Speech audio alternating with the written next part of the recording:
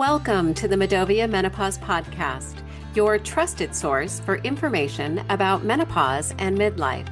Join us each episode as we have great conversations with great people.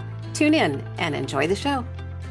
Hi, everyone. Today's conversation is one we've been really looking forward to because it sits right at the intersection of something we care deeply about, how women actually navigate midlife in a way that works in real life. Not the perfect plan, not the 10-step protocol, but what actually happens when you're managing a career, a family, a body that feels different, and a healthcare system that doesn't always meet you where you are. Today, we're joined by Jill Foos, founder of Jill Foos Wellness and host of the Health Trip podcast, where she brings together functional medicine, behavior change, and real conversations about what's actually happening in women's bodies in midlife. And what I love about Jill's work is that she doesn't just talk about what to do, she helps women understand why things aren't working and how to actually shift them. So today we're going to talk about the health equation in midlife, what's really happening beneath the surface, and how women can start to take back control in a way that's sustainable. Hey, Jill, welcome to the show. It's nice to have you here today. Hi, thanks so much for having me. I'm really excited about the conversation today. Us too. Yeah, we've had quite the conversation behind the scenes, behind the curtains, but nice to draw that back and finally have a conversation with you. I'm wondering as we start this morning, when women come to you, what's usually going on beneath the surface? Oh my gosh, so many things. I would say the first thing is most women that come to me have already seen 4 to 7 physicians or specialists in trying to help them during midlife. And they're just so frustrated. So by the time they get to me, they're just exhausted. They're frustrated. They're feeling discouraged, yet they're still curious. So they're not giving up.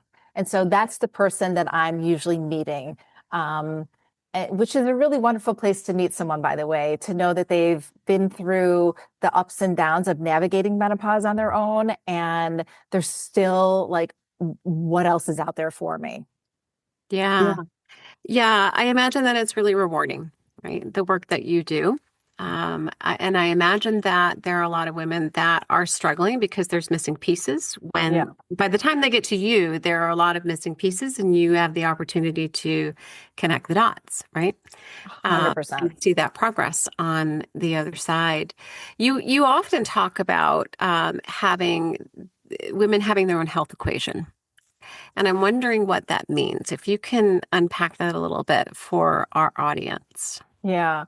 So the health equation in midlife means that the inputs that maybe worked in your 30s are no longer producing the same outputs, right? I hear it all the time. I'm doing the same thing. I'm doing the same diet. I'm exercising the same. I have the same sleep habits. And it just isn't calculating the same way for her anymore. And so the women, as I said, they're so frustrated. They're doing all these things just to try to move the dial for themselves. And a unique health equation basically means none of us have the same equation. There's no one size fits all approach to navigating menopause. What's working for me isn't necessarily going to be what works for April or what works for you, Kim, right? We're all different. We come from different families. We have different genetics. We have a different vision. We have different things that we like and we don't like. And so it's about figuring out what is unique about you and how can you move the dial for the next 20, 30, 40 years. So we have to reconfigure out this equation, right? Maybe it's looking at nutrition. Does that have to be upgraded and tweaked a little bit? Does it have to, are we looking at sleep habits? Is something missing there? Do we have to look at stress management, or has stress increased for you, which for a lot of women in midlife, it does. We're taking care of the older generation. We're also taking care of kids that come back from college who can't find jobs. We're trying to still work in our career, which is an area you guys work in. And it is very overwhelming. And so we have to shift what used to work for us into a new equation. And it takes into account a lot of things, right? We've got a medical bucket. We have a lifestyle bucket. We have our vision bucket of what we want our life to be like when we're in our 70s and 80s. And we have to just reconfigure the whole equation. And it takes time. Yes. Yes. Right. We're This is used to not a having, one-night fix. yeah, we're used to going to the doctor and getting a prescription and being like, okay, this is going to fix my, strep throat or whatever it is. And this takes time and experimentation. When you think about that, where do most women get it wrong when they're trying to figure out their health equation? I think first of all, I don't ever think women are getting anything wrong. To me, it's all about trying things out and realizing, okay, this didn't work, but part of it did. So to me, it's just a learning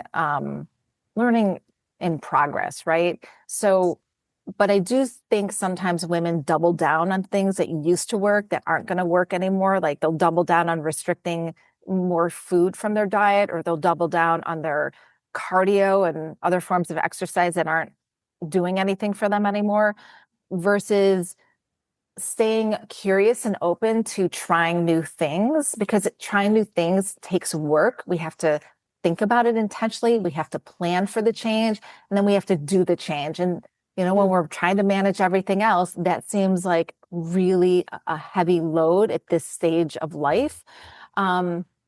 So I do think that just staying curious and open-minded is really where the special sauce is in navigating midlife and beyond. I don't know about you, but sleep has just changed. Some nights I fall asleep fine, and then I'm up at 2 a.m., overheated, kicking off the covers, trying to get comfortable again. And if you're in perimenopause or menopause, you know exactly what I'm talking about. It's not just bad sleep, it's disrupted, inconsistent, and honestly, it's exhausting. That's why I started paying attention to what I'm sleeping in and on. I recently tried Cozy Earth's sheets and pajamas, and what stood out to me right away is how breathable they feel. They're made from viscose from bamboo, and they really do help regulate temperature.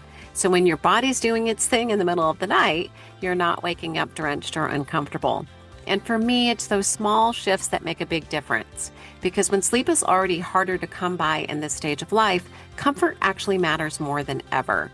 This is about supporting yourself through menopause. And sometimes that starts with something as simple as what you're sleeping in. If sleep's been a struggle for you too, you might want to try them out. They offer a 100-night sleep trial, so you can really see if it works for you. You can head over to cozyearth.com and use code MEDOVIA, MIDOVIA, for 30% off this Memorial Day. This is an exclusive offer and runs through June 1st. And if you see a post-purchase survey, mention that you heard about Cozy Earth right here. Now, back to the show. You talk about exercise and diet. I got to say, those were the two biggest surprises for me. Eat more protein, not limit your calories, and do more heavy weight lifting and less intense cardio. Like that didn't make sense to me in the beginning, right? It just didn't, because I was trained my whole life to restrict my calories and go harder as I could in the gym or on the street or wherever. And I think that's a big shift that women have to make during this time. Yeah, these are barriers to entry. This is why a lot of women just freeze in overwhelm and don't start trying anything. But there's been some amazing studies out there. One on exercise, now that you talked about weightlifting, there's been some amazing studies done by a gentleman named Dr. Stuart Phillips, who I had on my podcast. And he talked about how the barrier to entry for women to go and lift heavy and think that that's the only way they're going to move the dial in terms of changing their body composition is just not true. That women can start lifting lighter and doing more reps, or you can lift heavier and do less reps, and you're going to get the same stimulus and the same effect. So the barrier to entry can now come down so that we can meet women where they're at. And so it's not this one size fits all approach. How Man. do you've mentioned overwhelm a couple of times, and I think that is true. The women that we talk to, even our own friends, feel very, very overwhelmed with this idea and concept of lifestyle change. And what we're really talking about is looking at all aspects of our lifestyle, our life, right? It's not even lifestyle, it's life, from relationships to exercise to nutrition, even our support system. And it can seem overwhelming when we have work responsibilities and we have perimenopause, menopausal symptoms, and we're caring for adults. We're still caring for children. You fill in the blank. I'm wondering, as you work with women, how do you take them from that sense of, I'm completely overwhelmed, I don't know where to start, to success? What Yeah. does that look like? Yeah, What does that's a the great, process look like? great question, because I like to start with the low-hanging fruit. I want to know, what are you already doing well, and what are you already finding joy in? And that's where the place that I want to start, because that's already easy for her. So Mhm. if she's already eating a healthy breakfast or a healthy lunch, but maybe dinner is a little bit off, right? She already knows and has success in a couple meals a day, every single day, right? She enjoys it. She knows how to put it together. How can we then transfer that energy into a third one, right? She's already in the kitchen. She knows what to do. She enjoys whatever it is. So just building on top of what's already going well for her. Because once she can find success in the low hanging fruit, then there's this period of like buy-in, right? She's like, okay, all right, that I can do. And now I'm ready for the next layer. But if you automatically start with the hardest, that's just not the place where I would want to start with the women that I work with. That's a really hard place to start. If you have never gone to the gym to lift weights, whether they're light or they're heavy, you know, that might not be the place to start. Hmm. But maybe doing something in your home with what you already have and just changing things up a little bit might be easier for her. And then when she gets to the next level, that next step might be joining a gym or doing something with a trainer, something. Yeah. I was talking to a friend the other day, and she was asking me about hormones, and she's like, and then I have weight gain and I'm not sleeping and da, da, da, da. What else did I do? I'm like, okay, Mm. slow it down. Breathe. Yeah. Ooh. Uh-huh. And then let's talk Mm. about one thing at a time. Right? This goes Yeah. back to this immediate results thing that you want. If I'll just do it all right now and then I'll figure it out and I'll be fine. From a coaching perspective, how do you help encourage women that want that change, but that this just takes what's going well and then the gym and all of those things? Like what does that conversation look like for somebody that is so anxious to feel good again, or feel good for, feel good finally? Yeah. I like to do this exercise called agenda mapping, where I give them a sheet of paper. It has a bunch of circles on it, and I have them fill in the circles of all the things they want to tackle, right? Whether it's, increasing their libido and their intimacy with their partner, whether it's walking more, whatever it is, they have to fill in the circles, right? And then I ask them, well, which one is the most important to you right now? Right? Let's get some clarity on the priority of where you want to start. What's on your mind? Not what's on my agenda, right? I, Hmm. I know how I would do it for me, but like we just said, everyone has a unique health equation. So I want to get curious about her. I like the low-hanging fruit. And then I also want to know, where is she interested in starting? Because that's where she's going to put her energy. Yeah. Just Yeah. one thing at a time. Yeah. And it comes back to the joy conversation that you were having before too. If it's important to her and it brings her joy, she's more likely to stick with it. Right. We all want to Exactly. start where we're happiest and where we're most joyful, not if we're miserable. So At, I at love the that. at the end of the day, if your health equation is not bringing you any joy, and you can't take it on a vacation, you can't take it to a convention, you can't take it to your in-laws' house, you can't manage it, in other areas of your life, then it's not your health equation. You got to go back to the drawing board. Yeah.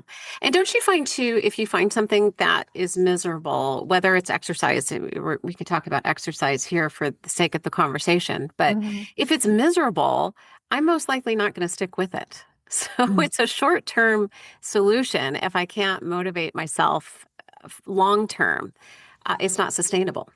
We have to find Yes, joy. yes. And I will say that there's a lot of women, again, there's that barrier to entry with, let's just keep it with weight training, right? And if you've never weight trained before, it's really intimidating to just show up at a gym and do it, right? Yeah. But at the same time, this person might never really love to weight train. However, she might love the results. So by loving the results of seeing her body composition change, her strength increase, maybe she's losing fat mass, and on the other side of that, her libido has increased.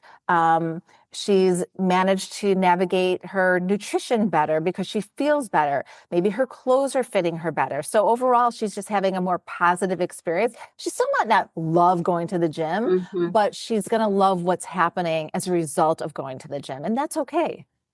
Yeah. That's great. Yeah. I'm wondering, because you mentioned libido and a couple other things, I'm wondering if we can switch gears a little bit and talk about what's happening biologically to people that they may not even realize. Where are the gaps there in education and awareness? Yeah, the two of you and myself, we're like in a bubble because we do know so much 100%. about menopause and the transition, right? And we're going through it and we're really tuned into it. There are so many women that I talk to who have no idea what is happening to their body. And it's just incredible because we think there's so much education everywhere, but there really isn't. There's so much more work to be done. But biologically speaking, our hormones start fluctuating and declining in that perimenopausal phase, which we know can start in our mid 30s and can last for 7 to 15 years. So the hormonal signals are weaker in our body. And also our muscles start to decline with age and not menopause, which is really interesting because a lot of people think your age, it's your muscles start to decline with loss of hormones, but it's actually not. It's really more about age. And I think that's a really important part to remember because not everything that's going on with us is a result of our hormones fluctuating and declining. But in essence, estrogen starts to decline and that affects our dopamine signaling. So that's our brain's reward and motivation system. So the drive that used to propel us to stay motivated towards a goal, that starts to quiet and it's harder to access for a lot of women. Another one is sleep, right? Our progesterone starts to drop off, which affects our sleep. It's part of that GABA pathway. And that can make women feel more anxious or depressed, have those more mood swings, especially in the evening. And a lot of women tell me that their minds race at night, and that's that loss of that progesterone. And then testosterone is something that I love to talk about. I've been taking testosterone for over 28 years at this point, and this one slowly declines starting in our 20s. So a very different trajectory than the perimenopause and menopause transition. So this one can start a lot earlier. And this I like to call is your get your shit done hormone, right? Testosterone is sort of like when you feel like life is in sort of black and white and meh, that to me, it tells me your testosterone could be in a decline that's really affecting you. And that's how it was for me. But it also supports a healthy libido, which is something that a lot of women struggle with. So we've got the progesterone affecting our sleep and our mood, which is going to affect our libido as well. We've got the estrogen declining, which is affecting that dopamine signaling, a lot of other things as well, like our bones, our brain, our heart, our vascular system, like so many things.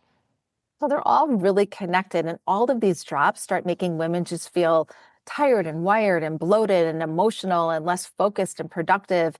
And then with our muscle declining just due to aging, it's harder to get motivated to get to the gym or in our basement to stay consistent with the weight training, which we need so that we can be strong and live an independent life for the next, 30, 40 years. So it's kind of a vicious cycle. So I had this aha moment, Jill, while you were talking about the fact that as you get to this point in midlife, your brain makes you not be concerned or worry or care as much as you used to. And this taking care of yourself during this time is something that's really important to care about. So from a mindset perspective, how do you help and coach women through this time where they're really having this brain issue that they're trying to adjust to and this need to take care of themselves at the same time? Yeah. A few things come to mind. One is there are women who are just naturally motivated, right? Where barriers just don't really exist as much for them as they do for a lot of other women. And they just continue to keep going and keep going. But for the women who really struggle with that type of mindset, one of the places I like to start is one, just sitting with the grieving process of saying goodbye to that former person and that body and the skin and the hair, and taking some time to just say, okay, I'm on my second act that no longer serves me. And I'm going to look to this other time in my life as an opportunity for growth in other areas to take care of myself differently. And I also like to start with look around your table at Thanksgiving. Who's on a walker? Who's thriving in life? Like, look at your family and then ask yourself what you want your life to be like when you're in your 70s. So for me, it's totally non-negotiable. In my 70s and 80s, I need to be biking. I want to hike with my grandkids. I want to go on vacations with my grandkids. I want to live an independent life. I have two grandmothers who both died in nursing homes, and I don't want that for myself. So when I look at it as I know exactly what I want my life to look like when I am a senior woman, I know that that's going to take different types of skills and different work now than when I was in my 20s and my 30s. Yeah. Really good point. It reminds me, Jill, not too long ago, actually, well, it was last year now.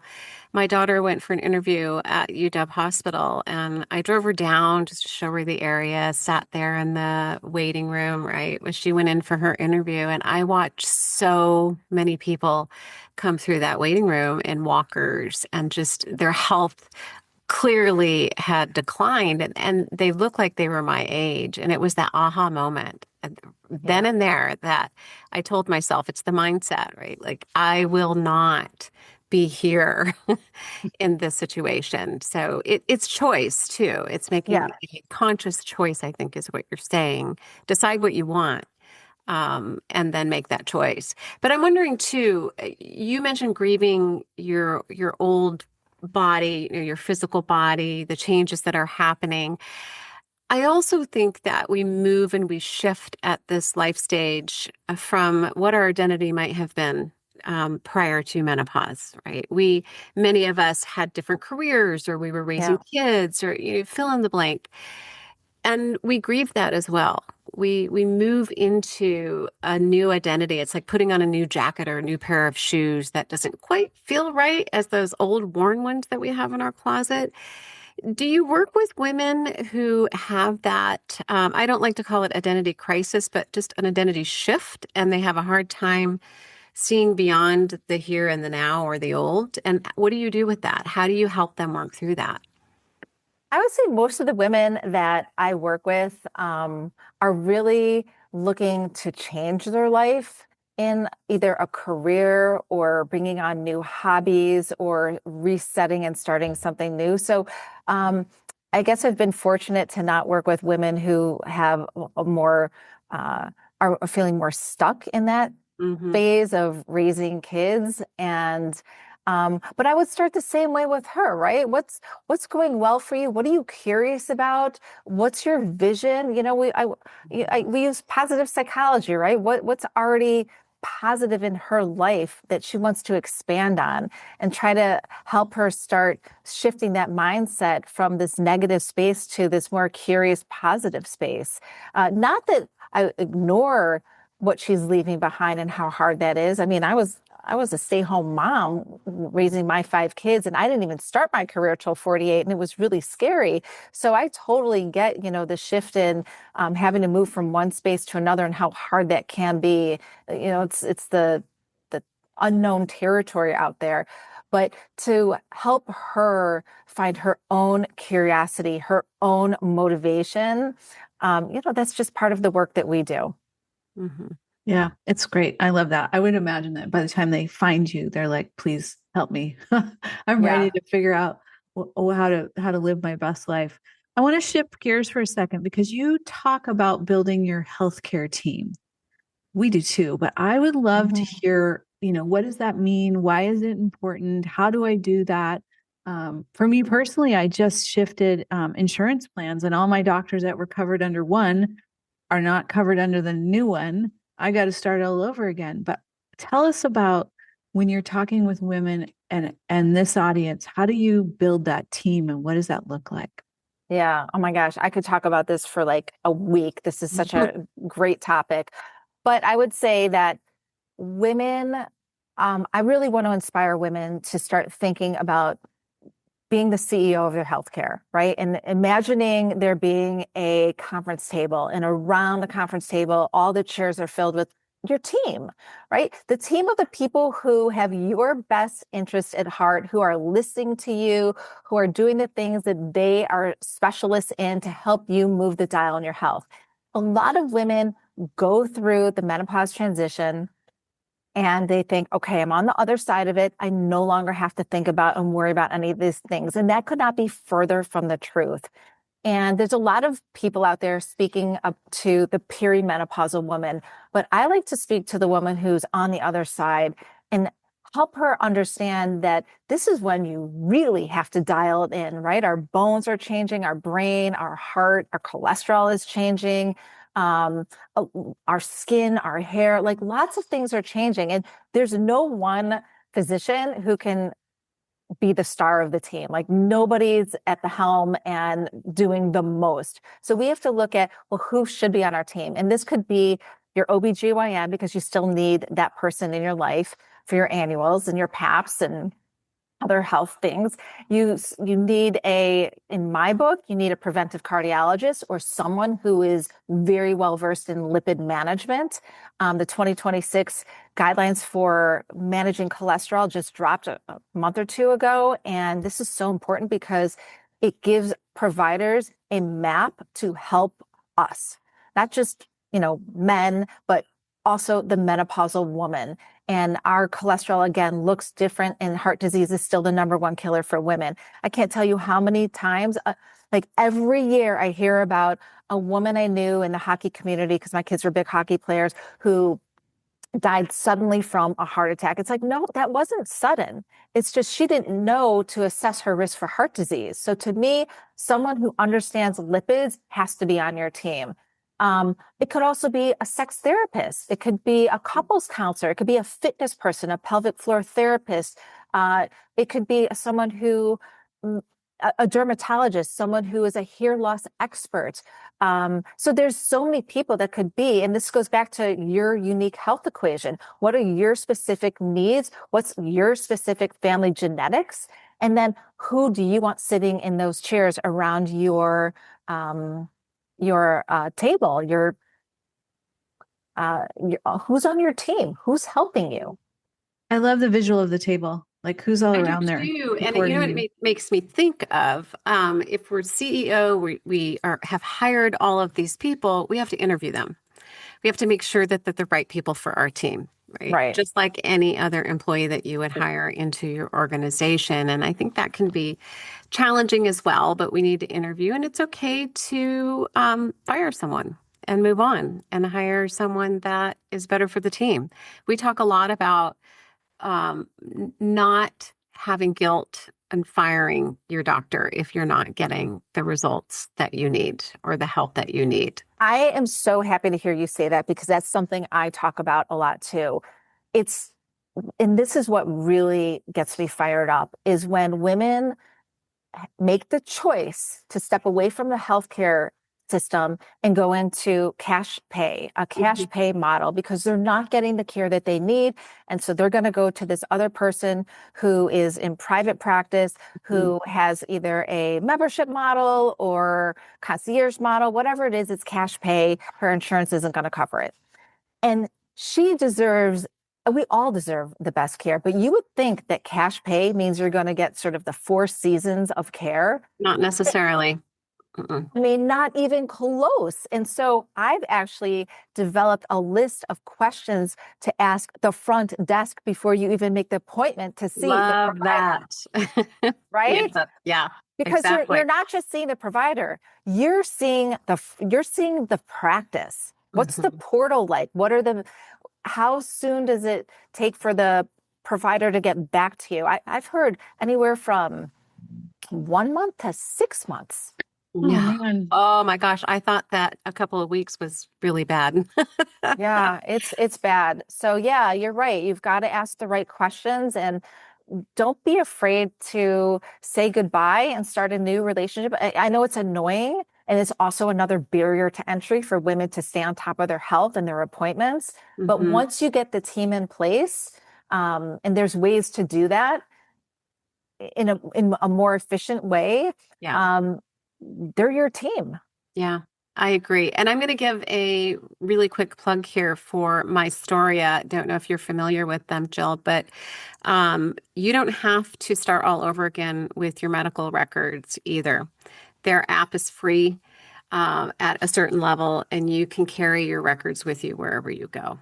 They're not paying us. They're not paying us. Exactly, listeners. They're not paying us, but I really, really love that concept. So what I'm saying here is that it's getting easier to move from provider to provider because you don't have to start at ground zero and fill out 12 pieces of paperwork again. Right? Yeah, So, that's truly helpful. This is the reason why I co-founded the Chicago Menopause Collective, which is a nonprofit. It's to help bridge that gap between the women they're navigating menopause and the trusted local resources and practitioners and clinicians who are menopause care experts. Because a lot of women don't have access to knowing who to go to. And so I think it's looking at your community. It could be word of mouth. I also like to suggest that all chronic disease states have their associations, right? There's the Lipid Association, the American Heart Association, diabetes, all these things. And you can call them and you can ask them to help you find someone who's in your area. I love that. Do you want to just take a moment and talk about the collective and what that is? Oh, yeah. Thank you. So my friend, who's also my doctor, she's a physician, I'm a health coach, and we both work with midlife women and beyond. And we've noticed in the Chicagoland area specifically, because this is where we live, that there's this huge gap, and that all the women that were finding us were saying, oh my God, like it's so impossible to find anyone to help us. Like I've been to, 7 doctors. It's just nuts. And, I'm starting, I don't want to give up, but who do I see? Do I really need to get on a plane and go see someone in, Utah, that's going to cost me $5,000 and I got to stay for 2 nights. Right. And so, we grew up knowing our clinicians and having a relationship with them. Like my OBGYN, it was the OBGYN who delivered all 5 of my kids. He's not a menopause care expert. So I had to bring on another team member, and I'm in it. So I knew who to go to, but there are thousands of women in Chicago who don't know where to go. And so that's why we started the Chicago Menopause Collective, to have in-person events to feature the menopause care experts in all areas of our health. And so that they could listen to them, hear them, learn more about resources, education, and start building a community around it. Yeah, I love the community too, the in-person community, because I think we need that too. We hear time and time again from midlife women that they're lonely and they have a hard time finding community. So you're filling that piece and that gap as well. Yeah. It's fantastic. We should have asked this question at the very beginning of the podcast, Jill, because I think we assume that people know what health coaches do, but can you just give us a brief description of what a health coach does? What do you do? Yeah. I like to start with saying what we don't do. We Mm-hmm. don't tell you what to do because a lot of women show up and they say, I'm a really good listener and I follow directions. Just tell me exactly what to do. And I have to say, that's not what a health coach does. Mm-hmm. A health coach is, think of us as your Sherpa, your partner. You're climbing this mountain and you want someone alongside you because you want to make sure that you're making the best choices for yourself, but you might not know exactly the direction to go into. And so that's how I describe what I do. I'm a menopause Sherpa. I'm going to collaborate with you and bring all the information I know to the table that you are interested in learning. But at the end of the day, you're driving your own train. Like it's up Mm-hmm. to you to decide what direction to go into. So I'm a collaborative partner. I'm walking alongside you on your journey. I'm someone that you can be held accountable to showing up week after week for yourself. But also I'm someone who can help you with resources that you aren't aware of. So I'm going to help direct you to places that you're interested in because you've asked to learn more about a topic. But I do not come to the table with, I listen, Mary, I want you to eat X amount of celery sticks at lunchtime with half a cup of hot. Like that's Yeah. a dietitian is going to give you more of a prescription on nutrition. Health coaches, we look at all the pillars of health. We're going to Mm-hmm. talk about your nutrition. We're going to talk about your sleep, your exercise, your stress management. How do you feel about your community membership in your own neck of the woods? And I also like to add on things like sexual health and pleasure, because I think that is a huge pillar of health for women navigating menopause that is not talked about enough. And then I also like to talk about financial health, right? I'm not a financial advisor, but I want to talk about it costs money to move through menopause, right? And Right. so that's just I add on a little bit more pillars than are talked about. Yeah. It's great. The client is in the driver's seat, right? Yeah, You're in the passenger seat, they're in the driver's seat. You provide guardrails, but ultimately they have the compass. Mm-hmm. They have to 100%. make the decisions, Mm-hmm. including the fact that it takes a minute to find the team, right? Takes Yes. takes and you're not going to find it for them, but you're going to give them suggestions for how to find their healthcare team. Oh, So yeah. if you're giving the general feedback to women at this stage, what should they prioritize daily? What should people look at daily to feel good? Number one is sleep, Yeah. right? If you cannot get consistent, sound, restorative sleep, it's going to be really hard to achieve all your other goals. So that to me is where I start for myself. And it's something that I dive into with all of my clients because I know that if she can't sleep, she's not going to, change her body composition. She's not going to show up at the gym, whether it's in her basement or at the local, YMCA or whatever. She's not going to make good nutrition choices. She's definitely not going to connect with her partner if she's, in a married or relationship. So to me, it's all about the sleep. Mm-hmm. Yeah, I agree. Yeah. And it's still a problem that I haven't figured out. And I keep You should remembering talk to Jill. Yeah. that I keep remembering that this is going to take time and experimentation to try and find the right thing. But you're right. I didn't sleep well last night. Today I'm like, yeah, no, I don't want to do that thing. And yesterday I slept well and I was ready to take it all on. So Yeah, it it's a starts good with sleep. reminder. When But we here's the cool thing about sleep, though, because a lot of women think about sleep and they think about their bedtime routine. And that's sometimes really hard for women, especially if, they're not taking any menopause hormone therapy like a progesterone. Maybe they're not a candidate. Maybe, they still have kids at home that they have to take care of.